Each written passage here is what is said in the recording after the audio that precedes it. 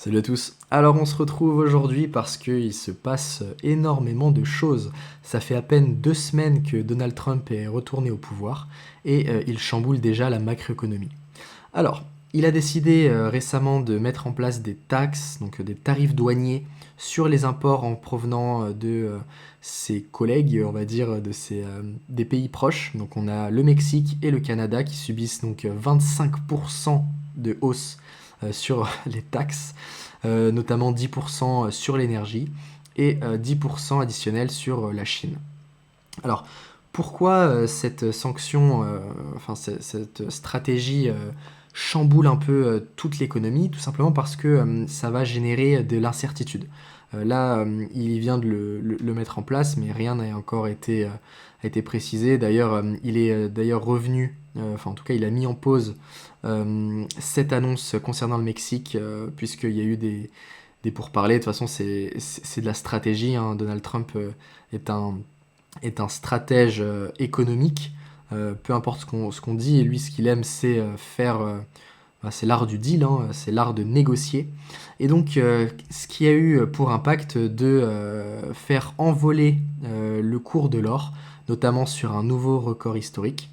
Pourquoi? Tout simplement parce que donc, les investisseurs qui possèdent de l'or ont eu peur que Donald Trump mette en place des taxes sur les matières premières et notamment sur les métaux précieux.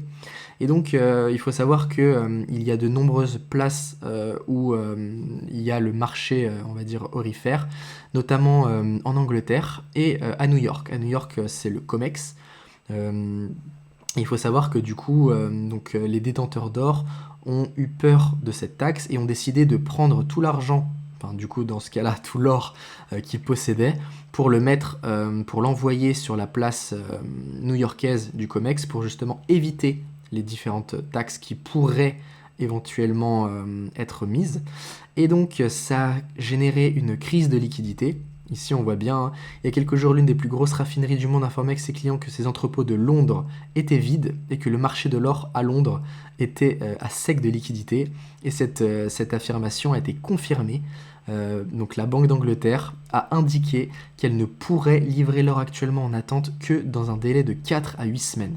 Donc forcément, ça a créé une crise de confiance, hein, sur le marché de l'or londonien. Et donc, lorsqu'on a un choc d'offres et de demande, eh ben, les prix montent, tout simplement. Et donc, c'est pour ça qu'on a atteint un pic aujourd'hui sur le cours de l'once d'or à plus de 2800 euros l'once, il me semble, voilà. Cours à 2815 dollars, en tout cas, l'once, donc, ce qui est absolument phénoménal. Pour contextualiser un petit peu, pour ceux qui ne savent pas, ici aujourd'hui, on a en France la pièce un peu fétiche des investisseurs français, c'est le Napoléon. Et le Napoléon coûte aujourd'hui 528 euros, donc quasiment 530 euros. Pour rappel, en 2005, il coûtait 81 euros. Je ne sais pas si vous vous rendez compte, en 20 ans, il a pris quasiment alors, je crois qu'en 2005, on va aller voir.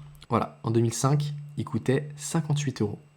Donc, il a fait x10 en 20 ans. Je ne sais pas si vous vous rendez compte de l'envolée phénoménale du cours de l'or. Et donc, ça me conforte tout simplement sur le fait de m'être exposé. Hein, je vous rappelle, moi j'aime bien, en tout cas à votre place, suivre des gens qui font ce qu'ils disent.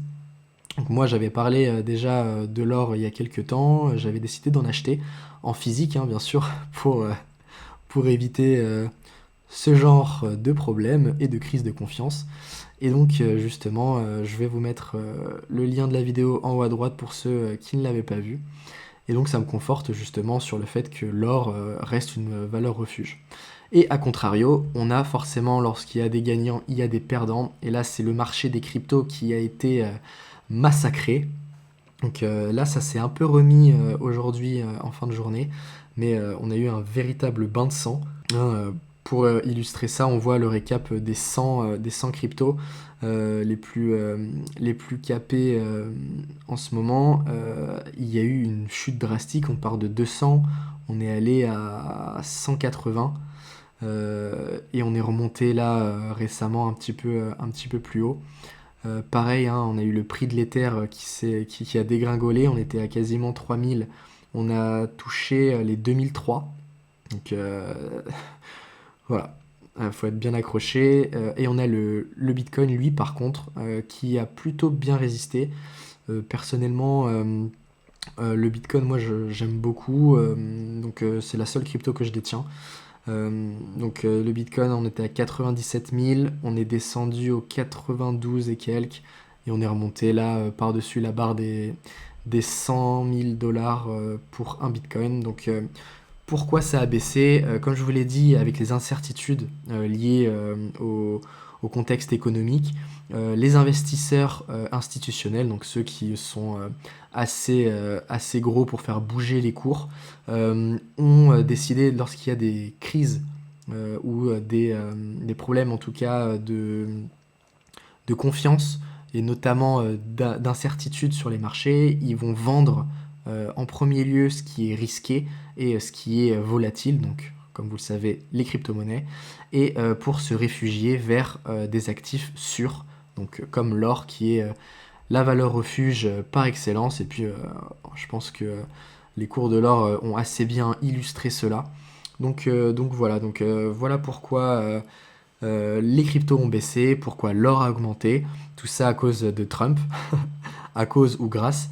Voilà, donc n'hésitez pas à laisser un petit commentaire, un petit like en disant ce que vous pensez de cette politique. En tout cas, avec Trump, je pense qu'on va pas s'ennuyer durant son mandat et j'ai hâte de voir toutes les nouveautés et toutes les évolutions qu'il va y avoir.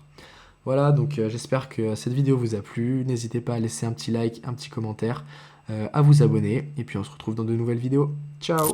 Donc, si t'es curieux ou si ça t'intéresse, je te laisse t'asseoir et on se retrouve dans la prochaine vidéo.